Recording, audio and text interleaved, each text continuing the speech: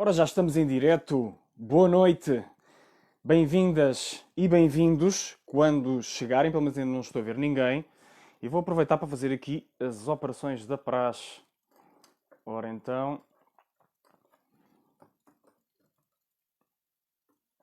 Deixa cá ver.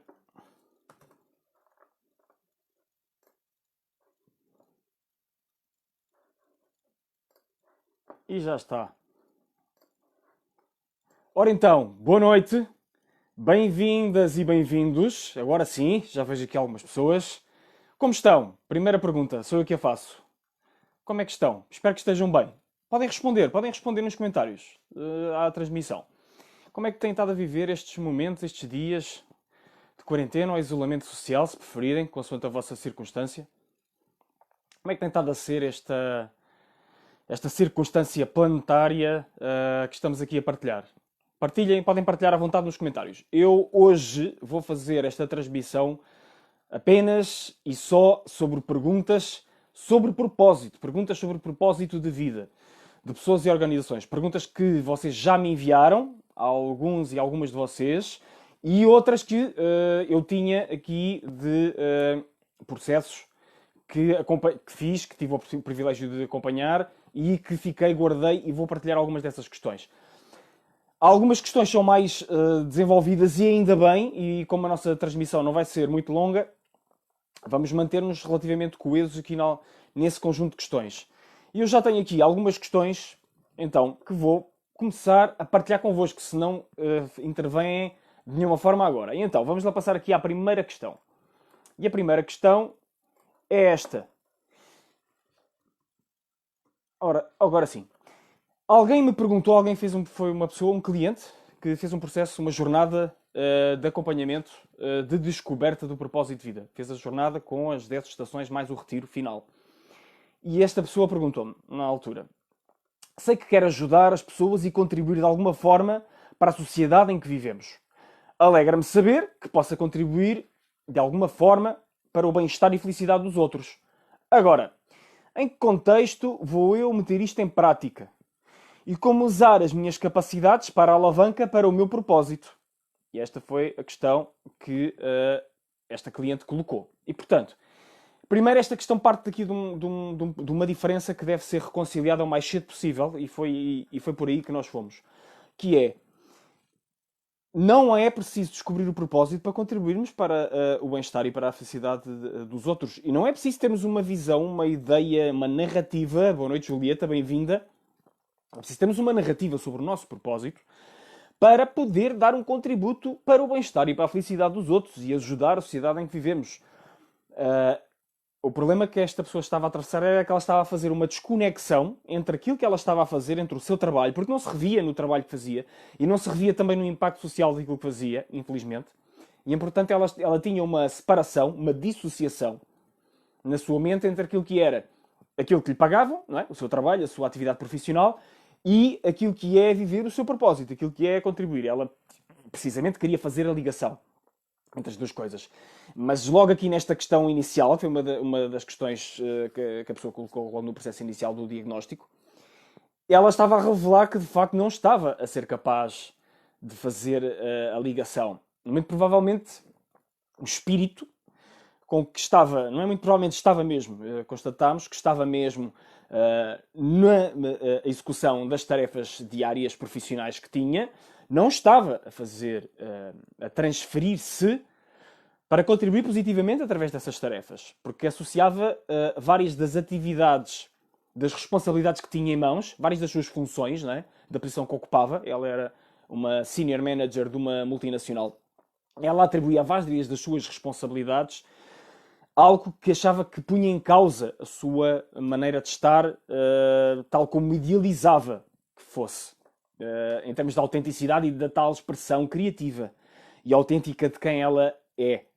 E, portanto, esta questão revela essa dissociação base. Portanto, a resposta fundamental para esta questão é, primeiro, olhar muito bem, observar muito bem o ponto onde está, aquilo que está a fazer, começando por, e é sempre a base, é sempre aqui, ganhar uma clareza de perspectiva a partir de um estado enraizado de atenção plena, de presença, portanto, estas práticas que fui partilhando ao longo de várias transmissões, da atenção plena, da presença do mindfulness, e todas podem ser diferentes ou ter aqui uma ressonância, é muito importante, é fundamental mesmo, que essa base seja estabelecida, para então as percepções que advêm daí sejam mais claras. E então podemos observar de que forma é que estamos ou não a fazer as nossas atividades de uma maneira que adira à nossa verdadeira natureza, à nossa expressão autêntica, e perceber que tipo de ajustes é que são necessários fazer.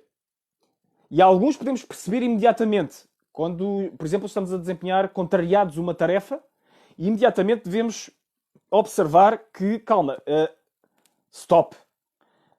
Como é que eu posso fazer isto de uma maneira que, no mínimo dos mínimos, eu esteja em aceitação daquilo que está a ser-me solicitado? Porque eu posso estar a fazer um trabalho que não me agrada, posso ter uma atitude ou um comportamento no qual não me revejo completamente, mas pelo menos posso aceitar que naquele momento é isso que eu tenho de fazer.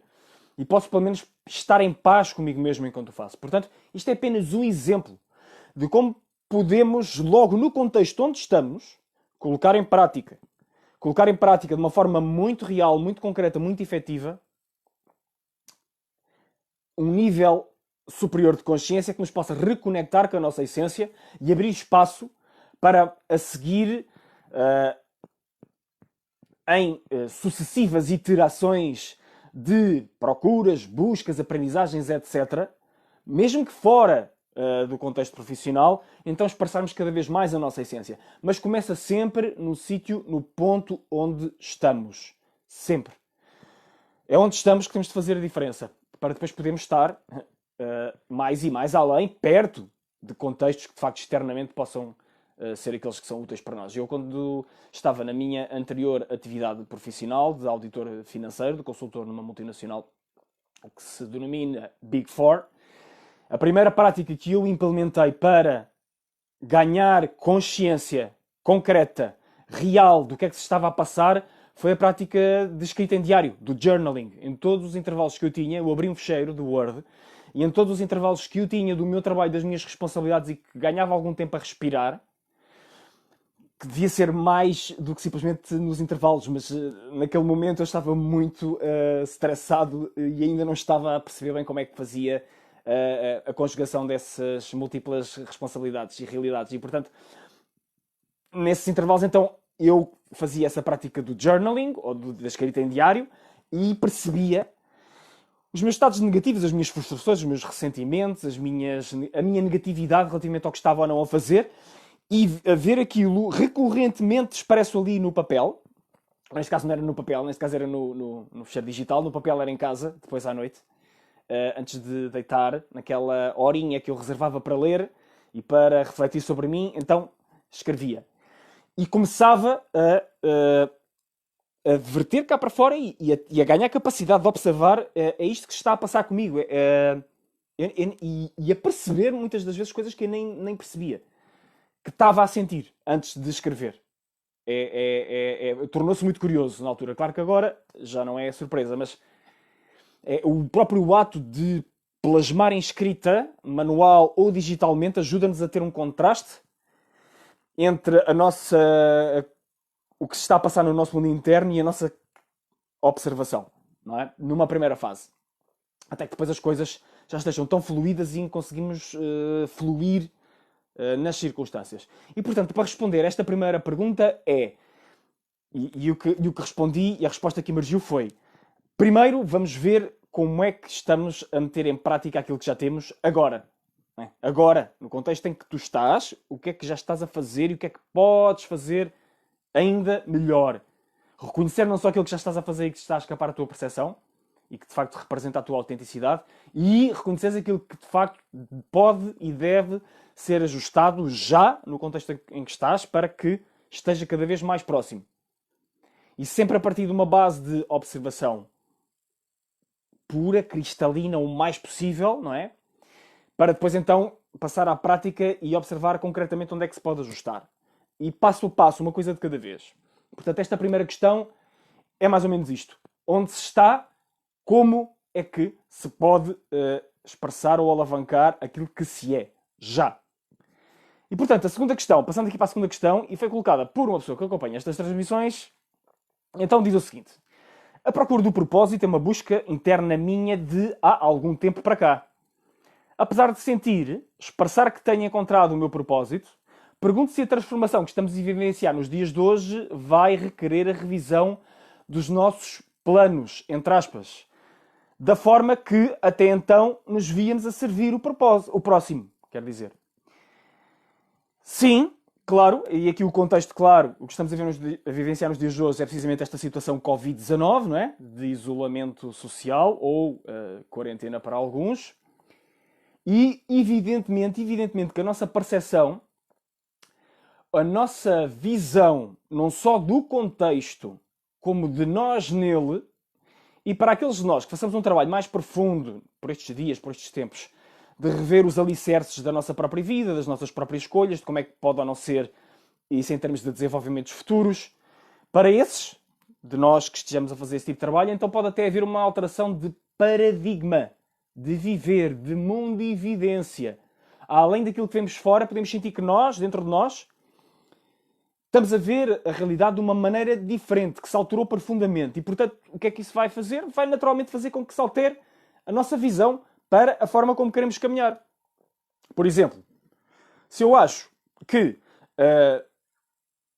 a forma como eu desempenho as minhas atividades já não tem maneira de se expressar criativamente através das circunstâncias que estavam, e as circunstâncias agora vão ser outras, ou porque vou passar a fazer teletrabalho, ou porque vou passar a usar mais ferramentas online, ou porque vai haver uma reestruturação, ou pode haver uma reestruturação na minha organização interna, ou posso ser promovido, ou promovida, ou podem ser dadas novas responsabilidades, ou até posso ter de ir em busca de um novo empregador, não é? Ou abraçar, eventualmente, uma atividade independente. Isso é evidentemente que vai haver aqui uma alteração dos nossos planos, dependendo do tipo de planos que estejamos, obviamente, não é? Pode ser reconfigurar competências, pode ser reconfigurar formas de expressar os contextos dessas competências que se expressam, não é? Pode ser a nível de colegas de trabalho, pode ser a nível de situações de desafio distintas, não é? Por exemplo, nós sabemos que neste momento existem atividades que estão a ser, no momento, on the spot, solicitadas a ter um tipo de intervenção que não estavam à espera, em função da situação Covid-19. E tomei conhecimento disso muito recentemente, relativamente a um decreto promulgado num país que não é Portugal, a convocar um conjunto de profissões que, neste contexto, não estavam ainda no terreno, a pô-las em prontidão para irem para o terreno auxiliar os profissionais de saúde. Não é? Todo este tipo de medidas influenciam necessariamente os planos que as pessoas têm. Não é? E aqui estou a falar de uma circunstância que parece ter impacto mais no curto prazo. Mas e o que é que pode acontecer depois dessas pessoas terem impacto no real de irem para o terreno para prestarem auxílio de formas que antes não estavam a fazer e então começarem a refletir e a encontrarem expressões distintas para as suas capacidades, para os seus interesses, inclinações, paixões, dons, talentos. O que é que pode acontecer? E, portanto, respondendo a esta questão claro que sim, a pedra de toque, a alavanca fundamental aqui é entrar em ação e aprender com a ação, ter um ciclo de ação, aprendizagem. Ou, neste caso, se quisermos, então, especificar ainda um pouco melhor, ação, reflexão, integração. Ação, reflexão, integração. Ação, reflexão, integração. Esta trindade muito básica pode fazer com que os planos, então, também sejam facilitados de serem aperfeiçoados, por assim dizer, e possam ter, então, essa rotação extra que acelera o seu aprimoramento e pode até devolver resultados positivos mais cedo do que aquilo que a gente estava à espera. Em termos, então, da nossa expressão propositada. E aqui já estaríamos a falar, então, de uma transição para a atividade ainda com mais propósito ou para um desempenho ainda mais significativo, ainda com mais excelência, numa atividade que já está a ser desempenhada. Não sei se a resposta satisfez, mas quem está a assistir, eu sem receber autorização das pessoas que colocaram as questões em privado, não vou identificá-las aqui. Se quiseres alguma dica extra, alguma resposta extra, é só perguntares ao longo da transmissão se estás a assistir. E depois tem aqui uma outra questão, ou um outro conjunto de questão, que é de que forma nos podemos preparar e perceber como podemos continuar a contribuir para a sociedade que se irá apresentar, esperemos, com uma nova mentalidade, conjunto de necessidades. Pois eu acho que vai na direção, a resposta vai na direção daquilo que eu já respondi. É precisamente olhando em concreto para a forma como essas necessidades estão a manifestar na realidade. Portanto, aqui é sair um pouco do mundo conceptual, do mundo das nossas hipóteses, teses, ideias, conjecturas, estratégias e levá-las à prática, ao terreno, e ver na prática, com as iniciativas que temos, os comportamentos, os atos, as coisas que testamos, ou que nos são solicitadas, o tipo de respostas que somos levados a dar no contexto. E em função disso fazemos então, mais uma vez, aquela triplicidade, não é?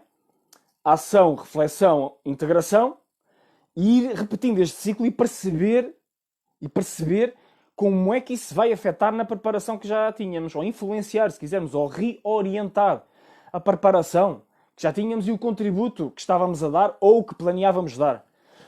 Porque é precisamente por aí as necessidades, e agora vamos estabelecer aqui uma base comum. Temos as nossas necessidades de gratificação, plenitude e satisfação, não é? E temos as necessidades de satisfação, plenitude, gratificação, resultados do mundo externo, não é? E todas estas existem, digamos assim, em termos de perspectiva, em nós e fora de nós, nos outros. Como é que este encontro se vai reajustando? Como é que vamos equalizando isto? E isto é momento a momento. Qual é a circunstância? O que é que está a acontecer? Que vai fazer com que esse ajuste tenha de se produzir? É porque vamos ter uma nova atividade profissional? Ou é porque vamos ser promovidos? Temos mais responsabilidades de repente porque estamos numa situação de emergência? Vamos imaginar que é uma situação de emergência, que é revisitando. Obrigado, Julieta, claro que estás a assistir, sim, deste o aval, sim, as questões são as tuas. Estou a responder às tuas questões agora mesmo. Como é que vamos fazer esse reajuste em função dessas alterações? Vamos imaginar que somos pessoas mais conceptuais, somos pessoas mais teóricas. Vou-vos já dar aqui uma dica de orientação vocacional específica que, por norma, não estava a pensar lançar, mas vou lançar. Vou lançar agora. Que é esta. Vamos imaginar que vocês têm uma função que está altamente especificada em termos funcionais, não é?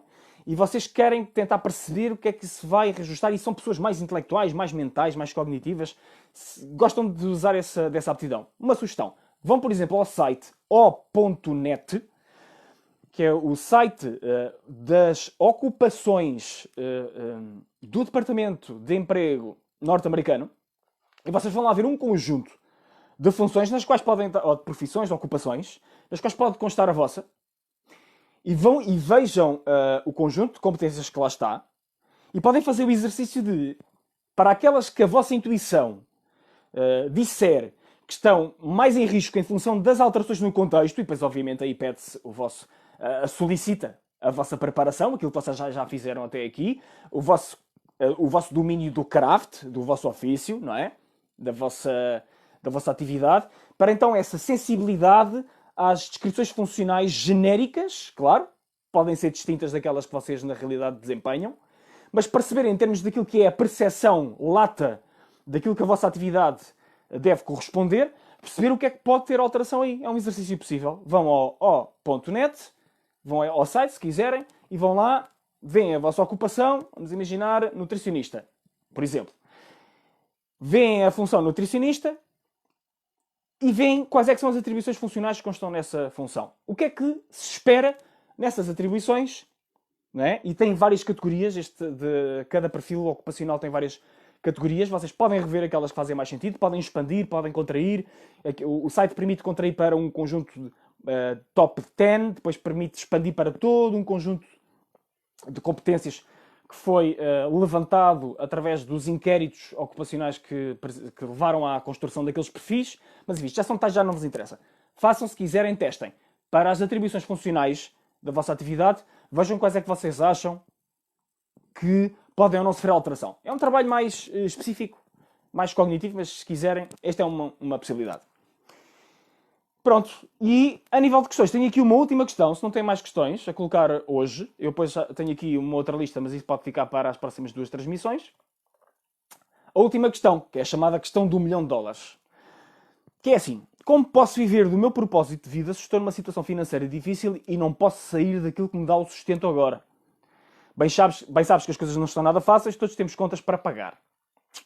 E esta foi uma questão que me surgiu, me foi enviada logo em 2014, se não estou em erro, deixa-me só aqui confirmar. Vou ver aqui no meu registro. Sim.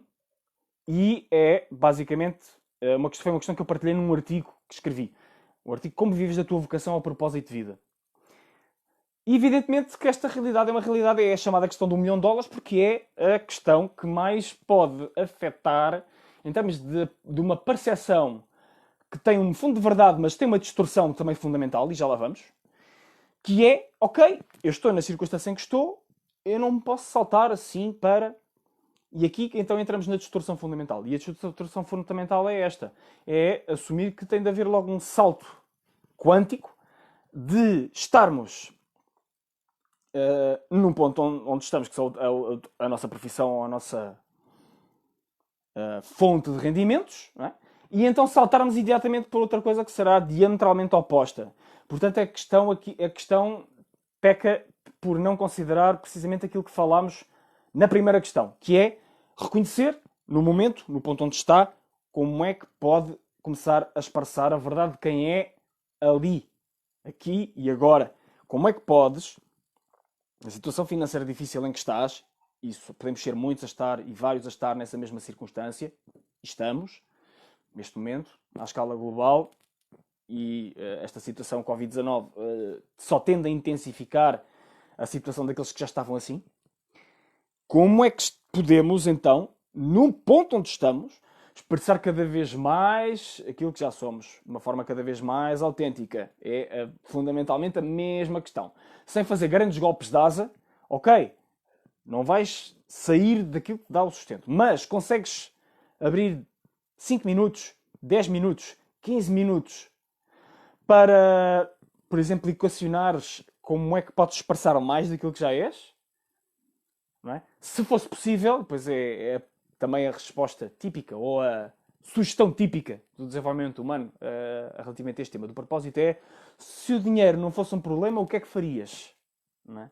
E não tem de ser enunciada necessariamente assim a questão, mas é: nos próximos 15 minutos, se tens tempo livre, por exemplo, antes de deitar, o dinheiro à partida não é um problema. Se vais deitar, tens 15 minutos, ok.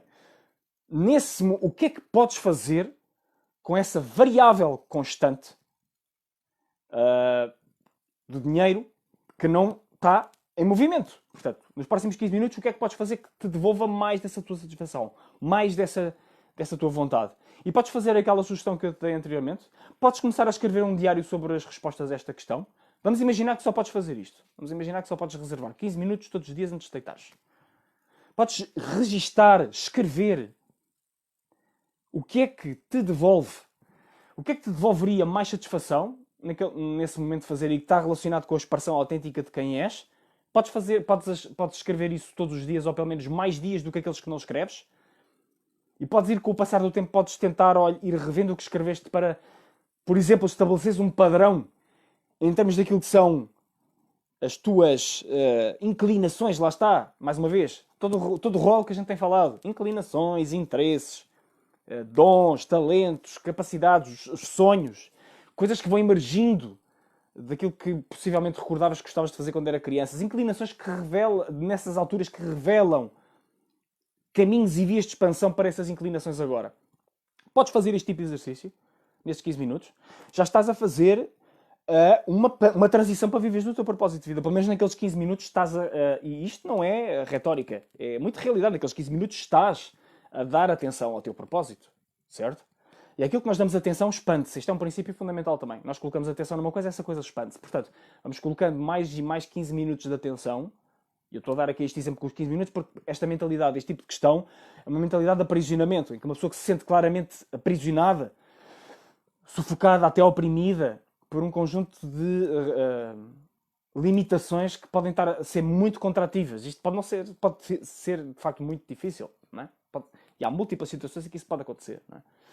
Bom, podemos pensar em tantos contextos em que isso pode acontecer. Pessoas que estão acamadas ou pessoas que estão em estabelecimentos prisionais, pessoas que têm mesmo, trabalham muitas horas para ganhar muito pouco. Todos estes contextos são contextos muito desafiantes.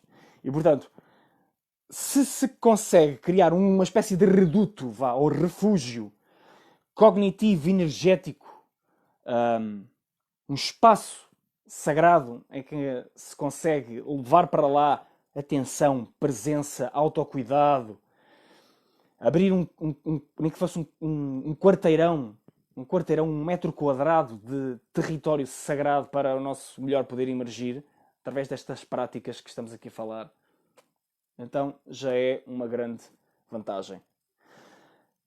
Meus queridos, minhas queridas, mais alguma questão que queiram colocar sobre o propósito? Se não, amanhã eu continuo a receber as vossas questões. Podem colocar as questões que quiserem. Amanhã eu vou fazer mais uma sessão de perguntas e respostas. Gostava que trazessem questões frescas, sim, isso eu também tenho aqui no meu arsenal. Com certeza que todo o tipo de questões, perspectivas que sejam de facto para resolver questões que vocês tenham, neste momento são bem-vindas. Como eu disse, não vou fazer qualquer tipo de atribuição da colocação das questões, a não ser que as pessoas cheguem à frente ou me digam antecipadamente que não se importam e que querem partilha, Júlio, à vontade, e aí claro que sim.